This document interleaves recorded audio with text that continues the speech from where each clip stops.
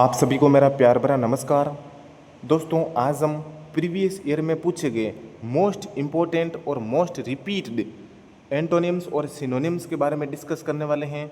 ये सेशन दोस्तों आपके लिए बहुत ही इम्पोर्टेंट होने वाला है। हमारा फर्स्ट वर्ड है दोस्तों एबंडन। अगर दोस्तों बात करें एबंडन की, तो एबंडन की पार्ट्स ऑफ स्पीच होती है दोस्तों नाउन या वर्ब।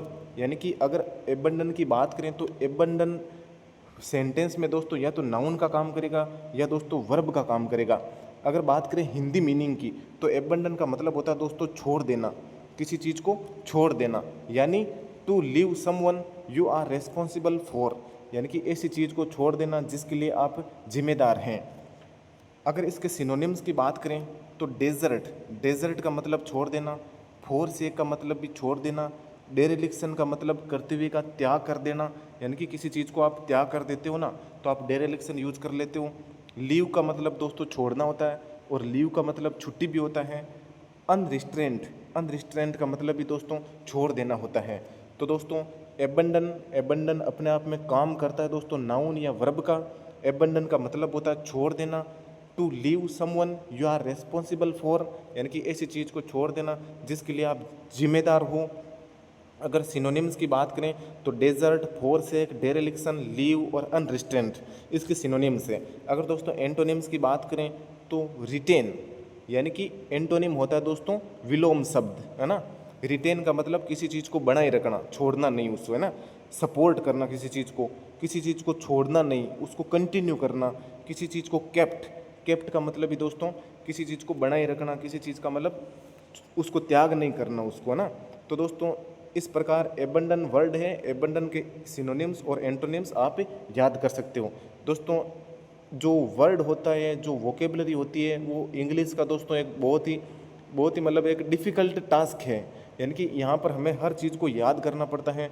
तो दोस्तों मेरा पर्सनल सजेशन है आपसे कि इन सभी शब्दों को आप अपनी नोटबुक में लिख के और इनका बार बार आप रिवीजन करें। जो भी वर्ड आपको नहीं आ रहा है उनका आप ज़्यादा से ज़्यादा मनन करें दिमाग में, ना, तभी ये चीज़ें याद कर पाओगे आप। वरना दोस्तों ना तो मेरे से याद होगा ना आपसे याद होगा। इन चीज़ों को बार बार आपको रिपीट करना है अपने दिमाग में।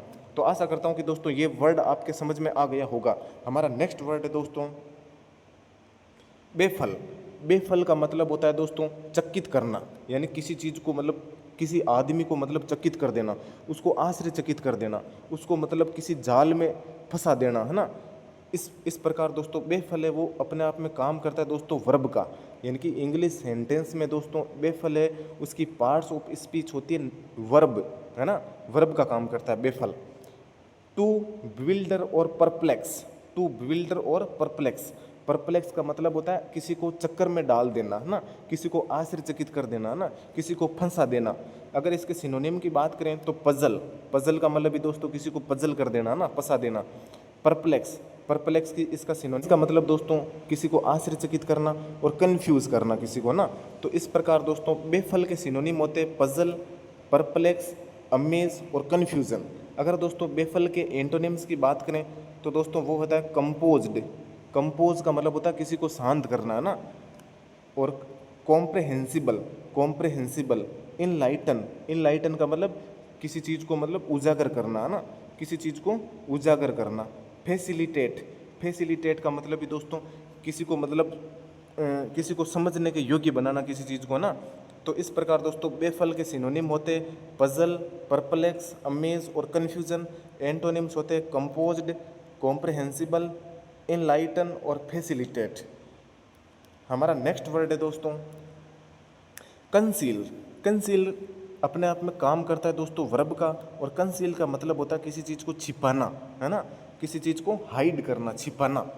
टू कीप फ्रॉम साइट, किसी को मतलब नज़र पड़ने से बचा कर रखना। Prevent from being seen, prevent का मतलब होता है बचा कर रखना, सीन का मतलब कोई चीज़ दिखे ना, है ना, दिखने से उसको बचा कर रखना, है ना, किसी चीज़ को छिपाना। अगर सिनोनिम्स की बात करें तो दोस्तों हाइड होता है, डिसग्वीज्ड होता है, बरी, बरी का मतलब होता है गाड़ना, और डिसग्वीज का मतलब होता है भेस बदलना। हाइड का मतलब छिपाना, सेक्रेट का मतलब किसी चीज़ को गुप्त करना, और केचे का मतलब होता है दोस्तों गुप्त भंडारण करना।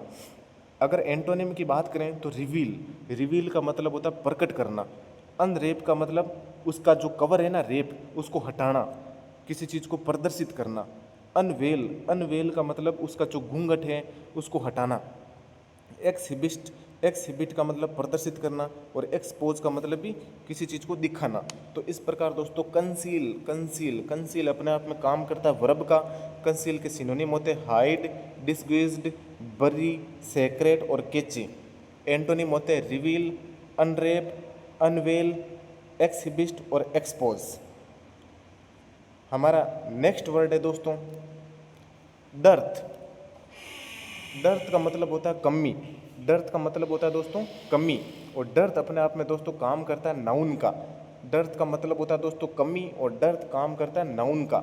लेक ऑफ समथिंग, लेक का मतलब होता है कमी, यानी किसी चीज़ की कमी होती है ना, वहाँ पर हम दोस्तों यूज करते हैं डर्थ। डर्थ अपने आप में दोस्तों वर्ड बना डेथ से, है ना, डेथ, यानी कि किसी की डेथ हो जाती है तो कमी हो जाती है। तो इस प्रकार ये डेथ से बना डर्थ, और डर्थ का मतलब होता है कमी। अगर सिनोनिम की बात करें तो दोस्तों स्कारसिटी, स्कारसिटी का मतलब कमी होता है। शॉर्टेज का मतलब भी दोस्तों कमी होता है। लेकुना का मतलब भी कमी होता है। लेक का मतलब कमी होता है। इनएडेक्वेसी, इनएडेक्वेसी का मतलब भी दोस्तों अपर्याप्त होता है, और पोसिटी का मतलब भी दोस्तों कमी होता है। तो इसके दोस्तों सिनोनिम्स होते हैं स्कारसिटी, शॉर्टेज, लेकुना, लेक, इनएडेक्वेसी और पोसिटी।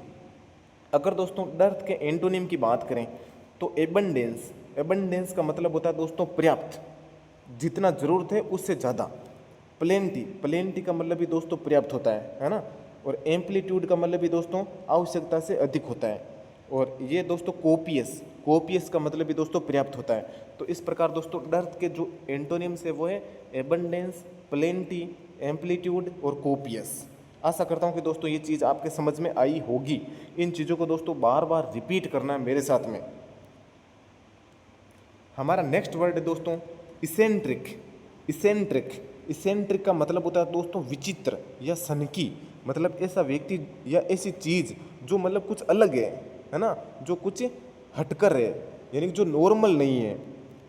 अगर दोस्तों इसेंट्रिक की बात करें तो इसेंट्रिक काम करता है दोस्तों एडजेक्टिव का, या काम करता है नाउन का, है ना। जो इसेंट्रिक वर्ड है ना, इसकी पार्ट्स ऑफ स्पीच या तो एडजेक्टिव होती है या नाउन होती है, और इसका मतलब होता है विचित्र, जो अलग होता है अपने आप में। अनकन्वेंशनल एंड स्लाइटली स्ट्रेंज, मतलब ऐसी चीज़ जो स्ट्रेंज है, जो अजनबी है ना। अगर सिनोनिम्स की बात करें तो दोस्तों क्वियर, क्वियर का मतलब होता है दोस्तों विचित्र, जो अलग होती है। पेक्यूलियर, पेक्यूलियर का मतलब भी दोस्तों सनकी या विचित्र होता है, विशिष्ट होता है ना। बिजारे, बिजारे का मतलब होता है दोस्तों जो अलग होता है ना, जो अनपढ़ होता है, जो गंवार होता है ना, उसे हम बिजारे बोलते हैं। आइडियोसिनक्रेटिक, आइडियोसिनक्रेटिक भी इसका दोस्तों सिनोनिम होता है। स्ट्रेंज का मतलब अजनबी होता है, और एबनॉर्मल का मतलब जो नॉर्मल नहीं होता है। अगर एंटोनिम की बात करें तो दोस्तों कस्टमरी, कस्टमरी का मतलब जो सदा से चला आ रहा है ना। और फेमिलियर का मतलब जो परिचित है हमसे, जो सामान्य होता है, जो हमसे परिचित होता है, उसे फेमिलियर बोलते हैं। एक्सपेक्टेड, एक्सपेक्टेड का मतलब होता है जैसा हमने एक्सपेक्ट किया है, जैसा हमने मतलब चाहा है वैसा का वैसा। नॉर्मल का मतलब सामान्य। और प्रोजेक, प्रोजेक का मतलब भी दोस्तों क्या होता है, जो चीज़ सामान्य होती है उसके लिए हम यूज करते हैं। तो इसेंट्रिक के दोस्तों सिनोनिम होते हैं क्वियर, पेक्यूलियर, बिजारे और आइडियोसिनक्रेटिक और एबनॉर्मल। और एंटोनिम होते हैं दोस्तों कस्टमरी, फेमिलियर, एक्सपेक्टेड, नॉर्मल और प्रोजेक। हमारा नेक्स्ट वर्ड है दोस्तों फर्टाइल। फर्टाइल अपने आप में काम करता है दोस्तों एडजेक्टिव का। फर्टाइल अपने आप में काम करता है एडजेक्टिव का। फर्टाइल का मतलब होता है दोस्तों उपजाऊ, प्रचुर या जननक्षम, मतलब ऐसी चीज़ जो उपजाऊ होती है, या जो अपने आप में बहुत ज़्यादा होती है, या ऐसा ऐसा जीव जो अपने आप में जनन करने में सक्षम है, उसे हम बोलते हैं फर्टाइल। केपेबल ऑफ रिप्रोड्यूसिंग, मतलब ऐसी चीज़ जो रिप्रोड्यूस हो सकती है, जो प्रजनन कर सकती है अपने आप में, उसे बोलते हैं फर्टाइल। अगर सिनोनिम की बात करें तो दोस्तों एबंडन, एबंडेंट का मतलब होता है प्रचुर। प्लेंटीफुल का मतलब दोस्तों प्रचुर। लग्जरियंट का मतलब भी दोस्तों फर्टाइल होता है ना। प्रोलिफिक, प्रोलिफिक का मतलब दोस्तों उपजाऊ होता है। प्रोडक्टिव का मतलब उपजाऊ होता है। फ्रूटफुल का मतलब भी दोस्तों क्या होता है, जननक्षम, या जो ऐसी चीज़ जो हमें, जो हमारे लिए प्रोडक्टिव हो, है ना, उसे बोलते हैं। तो दोस्तों इसके जो फर्टाइल के सिनोनिम है वो है एबंडन, प्लेंटीफुल, लग्जरियंट, प्रोलिफिक, प्रोडक्टिव और फ्रूटफुल। अगर एंटोनिम की बात करें तो दोस्तों वो है इनफर्टाइल। इनफर्टाइल का मतलब होता है बांझ, बांझ है ना, जो अपने आप में जनन नहीं कर सकती है। बेरेन, बेरेन का मतलब होता है दोस्तों बंजर, मतलब ऐसी भूमि जहाँ पर कुछ उग नहीं सकता है। स्टेराइल, स्केंटी और मीगर, मीगर का मतलब होता है दोस्तों अल्प, यानी कि जो चीज़ बहुत कम होती है ना उसके लिए हम यूज करते हैं दोस्तों मीगर, मीगर है ना। तो इस प्रकार दोस्तों इसके सिनोनिम है फर्टाइल के एबंडेंट, प्लेंटीफुल, लग्जरियंट, प्रोलिफिक, प्रोडक्टिव और फ्रूटफुल। और एंटोनिम है इनफर्टाइल, बेरन, स्टेराइल, स्केंटी और मीगर। हमारा नेक्स्ट वर्ड है दोस्तों गेदर। गेदर अपने आप में काम करता है दोस्तों, गेदर अपने आप में काम करता है दोस्तों वर्ब का। और गेदर का मतलब होता है दोस्तों एकत्र करना, मतलब किन्हीं चीज़ों को इकट्ठा करना या आपस में मिलना। जैसे बहुत बड़ी भीड़ होती है तो वो गेदर हो जाती है, मतलब आपस में मिल जाती है भीड़। जब लोग मिलते हैं तो भीड़ बनती है और उसे आप गैदरिंग बोलते हो ना। तो इस प्रकार गेदर का मतलब होता है किन्हीं व्यक्तियों को या कुछ चीज़ों को एकत्र करना। कलेक्ट इन वन प्लेस, मतलब एक स्थान पर कलेक्ट करना, चीज़ों को जमा करना। Draw and bring closer, draw का मतलब खींचना, ब्रिंग का मतलब लाना, क्लोजर का मतलब पास पास में है ना, चीज़ों को पास पास में लाना। अगर सिनोनिम की बात करें तो एक्यूमुलेट का मतलब संग्रह करना होता है, असेंबल का मतलब एकत्र होना, कलेक्ट का मतलब संग्रह करना, हीप का मतलब ढेर लगाना, होल्ड का मतलब संचय करना चीज़ों का, और पाइल का मतलब होता है संग्रह करना। तो इस प्रकार दोस्तों गेदर के सिनोनिम होते हैं accumulate, assemble, collect, heap, hold और पाइल। अगर एंटोनिम की बात करें तो दोस्तों डिस्पर्स, डिस्पर्स का मतलब होता है विसर्जित होना, मतलब बिखर जाना। स्कैटर का मतलब दोस्तों बिखरना होता है। सेपरेट का मतलब अलग अलग करना, ब्रेकअप का मतलब अलग हो जाना, और स्प्लिट का मतलब दोस्तों होता है चीज़ों को आपस में काट देना, तोड़ देना है ना। तो इस प्रकार इसके एंटोनिम में डिस्पर्स, स्कैटर, सेपरेट, ब्रेकअप और स्प्लिट। हमारा नेक्स्ट वर्ड है दोस्तों होटी। होटी अपने आप में दोस्तों एडजेक्टिव का काम करता है। होटी का मतलब होता है दोस्तों अहंकारी या घमंडी, मतलब ऐसा व्यक्ति जो बहुत अहंकार रखता है, बहुत घमंड रखता है, उसे बोलते हैं होटी पर्सन। जैसे देखो ही इज़ ए होटी पर्सन, तो होटी अपने आप में काम कर रहा है दोस्तों एडजेक्टिव का, ही इज़ ए होटी पर्सन। अगर सिनोनिम्स की बात करें तो एरोगेंट का मतलब हट्टी होता है, मतलब ऐसा इंसान जो बहुत ज़्यादा हट्टी होता है ना, जो किसी की सुनता नहीं है। स्कॉर्नफुल, स्कॉर्नफुल का मतलब होता है घृणास्पद, मतलब ऐसा व्यक्ति जो घृणा करता है, जो जिसमें घमंड होता है। कंसीट्ड, कंसीट्ड, प्राउड, प्राउड का मतलब जिसमें बहुत ज़्यादा गर्व होता है। सुपरसीलियस, सुपरसीलियस का मतलब होता है घमंडी आदमी। पर्की और ईगोटिस्टिक, ईगोटिस्टिक का मतलब जिसमें बहुत ज़्यादा ईगो होता है ना। तो इस प्रकार इसके सिनोनिम में एरोगेंट, स्कॉर्नफुल, कंसीट्ड, प्राउड, सुपरसीलियस, पर्की और ईगोटिस्ट। अगर एंटोनिम की बात करें तो दोस्तों एंटोनिम होगा इसका विपरीत है ना। हम्बल, हम्बल का मतलब होता है विनम्र। मोडेस्ट, मोडेस्ट का मतलब होता है एकदम शांत है ना, एकदम शांत आदमी होता है ना, उसे बोलते हैं मोडेस्ट। टिमिड, टिमिड का मतलब होता है दोस्तों डरपोक। सबड्यूड, सबड्यूड का मतलब होता है एकदम नम्र। सबमिसिव, सबमिसिव भी इसका दोस्तों एंटोनिम होता है। और क्वाइट का मतलब होता है एकदम शांत। तो इस प्रकार दोस्तों होटी के एंटोनिम होते हैं humble, modest, timid, subdued, submissive और क्वाइट। हमारा नेक्स्ट वर्ड है दोस्तों इनक्विजिटिव। इनक्विजिटिव, इनक्विजिटिव अपने आप में काम करता है दोस्तों एडजेक्टिव का। इनक्विजिटिव का मतलब होता है जिज्ञासु या खोजी। इनक्विजिटिव ऐसा व्यक्ति होता है जो बहुत ज़्यादा जिज्ञासु होता है, बहुत ज़्यादा कुछ करने की, मतलब जिसमें लालसा होती है, कुछ करने की जिसमें इच्छा होती है ना, उसे बोलते हैं इनक्विजिटिव। सोविंग क्यूरियोसिटी, सोविंग का मतलब जो दिखाता है, और क्यूरियोसिटी का मतलब जिज्ञासा, यानी कि ऐसा व्यक्ति जो हर चीज़ के प्रति अपनी जिज्ञासा रखता है। तो दोस्तों अगर आप खुद इनक्विजिटिव हो तो दोस्तों कमेंट में यस लिखना है, अगर नहीं हो तो दोस्तों कुछ नहीं लिखना है ना। तो इनक्विजिटिव का मतलब होता है जिज्ञासु या ऐसा व्यक्ति जो कुछ जानने की इच्छा रखता हो। सिनोनिम की बात करें तो दोस्तों क्यूरियस होता है, क्यूरियस का मतलब जिज्ञासु। कंसर्न्ड, कंसर्न्ड का मतलब होता है चिंतित, मतलब ऐसा व्यक्ति जो अपने फ्यूचर को लेकर चिंतित हो, जिज्ञासा रखता हो कुछ करने की, है ना। इंटेरोगेटिव, इंटेरोगेटिव का मतलब जिस व्यक्ति के दिमाग में प्रश्न चिन्ह रहता है ना, कुछ करने का। स्नूपी, स्नूपी का मतलब होता है ऐसा व्यक्ति जो बहुत ज़्यादा मतलब जिज्ञासा रखता है दूसरों के बारे में, कोई मतलब क्या कर रहा है, कोई क्या कह रहा है, हर चीज़ के बारे में जो जानकारी रखता है ना, उसको बोलते हैं स्नूपी। जिस प्रकार से कोई भेदी होता है ना, भेदी, है ना, उस प्रकार जासूस होता है ना, जासूस। अगर एंटोनिम की बात करें तो दोस्तों होता है डिसइंटरेस्टेड, मतलब ऐसा व्यक्ति जो इंटरेस्टेड नहीं होता है, उसे बोलते हैं हम, है ना, इनडिफरेंट। इनडिफरेंट का मतलब होता है दोस्तों उदासीन, मतलब ऐसा व्यक्ति जो अपने आप में बस कुछ करने की जिसमें इच्छा नहीं है, एकदम उदासीन है, तो उसे बोलते हैं इनडिफरेंट। अपेथेटिक, एपाथेटिक का मतलब होता है उदासीन, जिसमें कुछ करने की इच्छा नहीं हो। और दोस्तों इनक्यूरियस, इनक्यूरियस का मतलब भी दोस्तों क्या होता है, जिसमें क्यूरियोसिटी नहीं है, जिसके अंदर जिज्ञासा नहीं है, उसको बोलते हैं इनक्यूरियस।